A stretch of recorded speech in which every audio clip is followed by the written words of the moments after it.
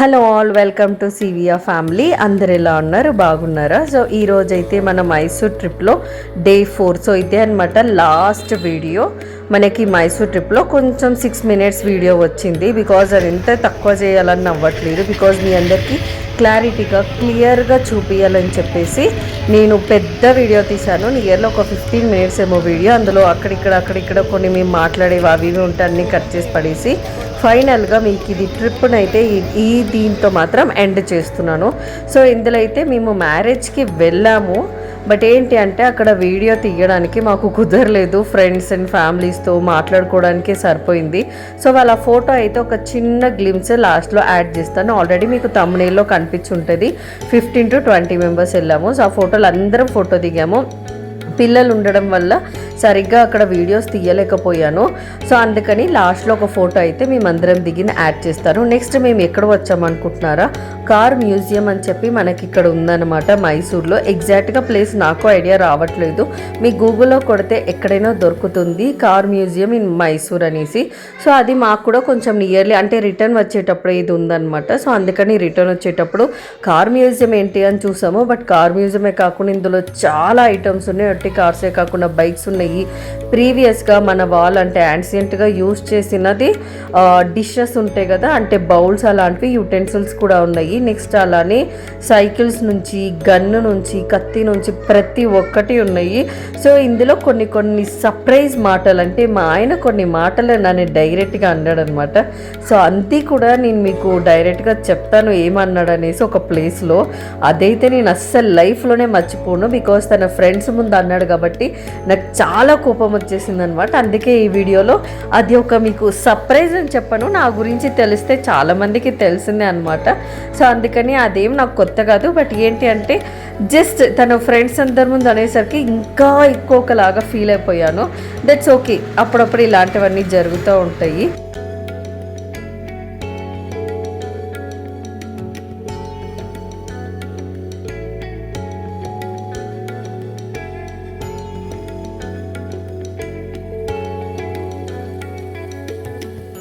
ఇక్కడ నేను చూపిస్తున్నది వాళ్ళ ఫేసెస్ ప్రీవియస్గా అన్నీ ఎలా ఉండేవి, బౌల్స్, మళ్ళీ కార్స్ ఇందాక వచ్చాయి కదా. సో డిఫరెంట్ కార్స్ అన్నీ ఉండేది. ఏది ముట్టుకోనాకి లేదు. అన్నీ ఇక్కడ ఒకటి సైడ్లో వేసేసారు కదా, అక్కడ నుంచి లైన్గా నడుచుకొని వెళ్ళాలి. సో మేము వెళ్ళింది ఇది సండే రోజు అనమాట. అందుకే చాలా రష్ ఉన్నారు. చాలా ఇరిటేషన్ వచ్చేసింది. ఒక సైడ్ కిడ్స్కి ఏమో ఇలాంటివి చూస్తే నచ్చదు, వాళ్ళేమో ముట్టుకుంటా అంటారు. మేమేమో నో ముట్టుకోవద్దు అనేదే సరిపోయింది. సో ఇంకా నేను మాట్లాడి మీకు బోర్ కొట్టించలేను కాబట్టి అందుకే మీరు హ్యాపీగా ఈ వీడియో మంచి మ్యూజిక్ ఇస్తాను, అది వింటూ హ్యాపీగా ఇది చూసేయండి.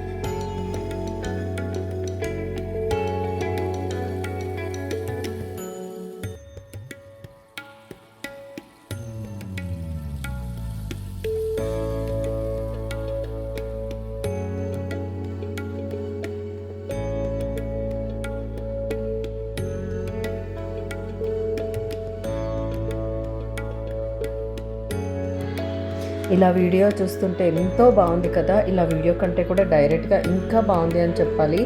ఎందుకంటే అది లైవ్లో ఎక్స్పీరియన్స్ ఉంటుంది చూడండి, ఎప్పుడో పాతకాలం నుంచి ఉన్నాయి కదా ఇవన్నీ.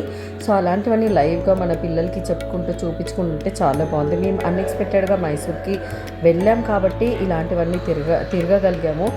మీకు కూడా అలాంటి మంచి అవకాశం ఎప్పుడైనా ఒకసారి వచ్చినప్పుడు మిస్ అవ్వకుండా వెళ్ళండి. ఖచ్చితంగా వెళ్ళాల్సిన ప్లేసెస్ పయాన మ్యూజియం, అలానే world of Mysore pak, next go karting. అంతే, అంతటితో ఈ వీడియో సమాప్తం చేస్తున్నాను. Thanks for watching. Bye bye.